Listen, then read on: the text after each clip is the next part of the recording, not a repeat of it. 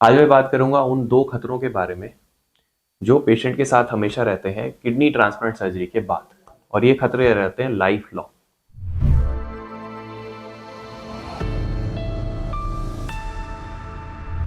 सबसे पहला खतरा, इन्फेक्शन। किडनी ट्रांसप्लांट के बाद पेशेंट को ऐसी दवाइयां स्टार्ट की जाती हैं जो कि उसके इम्यून सिस्टम को थोड़ा सा कच्चा करके रखती है। क्यों?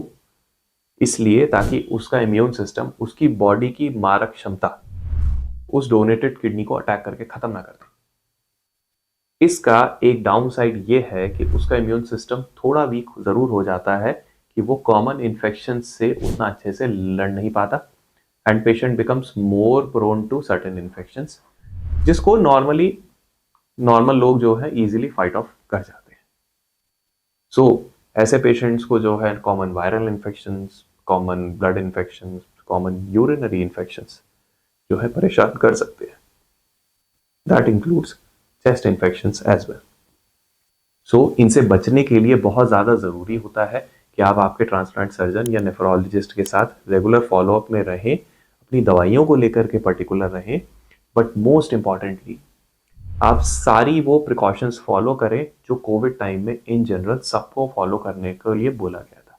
मतलब क्राउडेड एरियाज में आप मास्क पहन के रहें, अननेसेसरी कॉन्टैक्ट लोगों से ना रखें, भीड़ भड़के वाले एरियाज को अवॉइड करें। जो एरियाज आपको दिख रहा है कि एक्चुअली कंटामिनेटेड हैं, या जहाँ पे आपको लग रहा है कि जहाँ पे काफ़ी बीमार लोग हैं, जहाँ खांसी जुकाम काफ़ी दिख रहा है, तो उस एरिया को अवॉइड करें।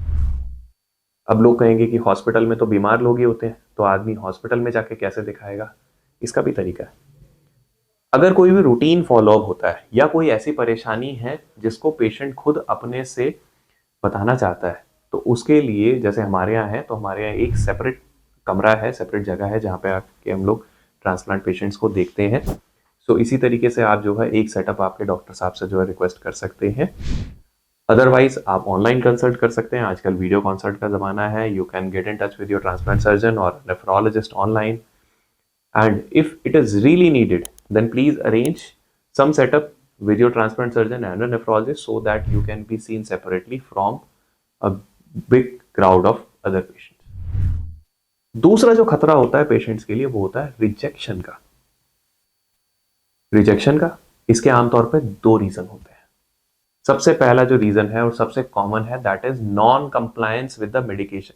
यानी ट्रांसप्लांट की दवाइयां तो देखो लाइफ लॉन्ग खानी पड़ेंगी, कम मात्रा में या ज्यादा मात्रा में, बट वो चलती रहेंगी। लेकिन अगर आप अपनी दवाइयों को लेकर के बेपरवाह हो जाओ, आपकी दवाइयों की डोज को लेकर के बेपरवाह हो जाते हो कि जितने बजे वो दवाइयां खानी है, अगर आप टाइम गड़बड़ करने लगोगे तो कहीं ना कहीं रिजेक्शन का रिस्क बढ़ जाएगा।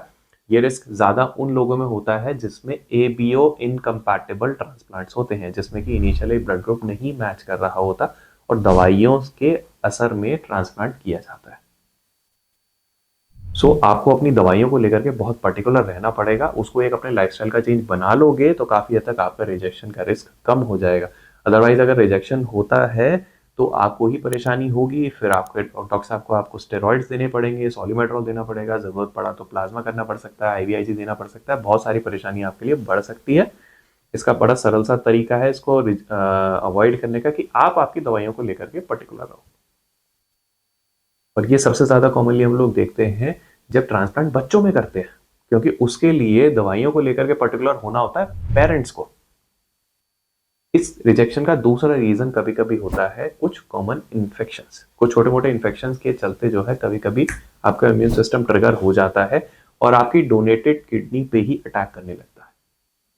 इसको भी अर्ली डिटेक्ट करने के लिए आपको आपके डॉक्टर साहब के पास एडिक्वेटली फॉलोअप में रहना होता है। कोई नई प्रॉब्लम है तो आप रीच आउट करो, पर डेफिनेटली इसको कंट्रोल किया जा सकता है। ये खतरा है, ये डेथ सेंटेंस नहीं है। मैं ये नहीं कह रहा कि अगर ऐसा हो गया तो फिर उल्टा धार हो जाएगा, हम कुछ नहीं कर सकते। बट किसी भी तरीके की ऐसी इन्फेक्शन या रिजेक्शन वाली इंसल्ट उस किडनी के ऊपर, जो कि एक लौती किडनी है, जो कि आपके सारे बॉडी फंक्शन को सपोर्ट कर रही है, हम हर तरीके से उसको अवॉइड करना चाहते हैं। हम नहीं चाहते कि उसके ऊपर किसी भी तरीके की कोई भी जो है लॉन्ग लास्टिंग डैमेज हो। ये दो खतरे हैं जो कि आमतौर पे किडनी ट्रांसप्लांट रेसिपिएंट्स के साथ जो है हमेशा रहते हैं जीवन भर किडनी ट्रांसप्लांट करने के बाद।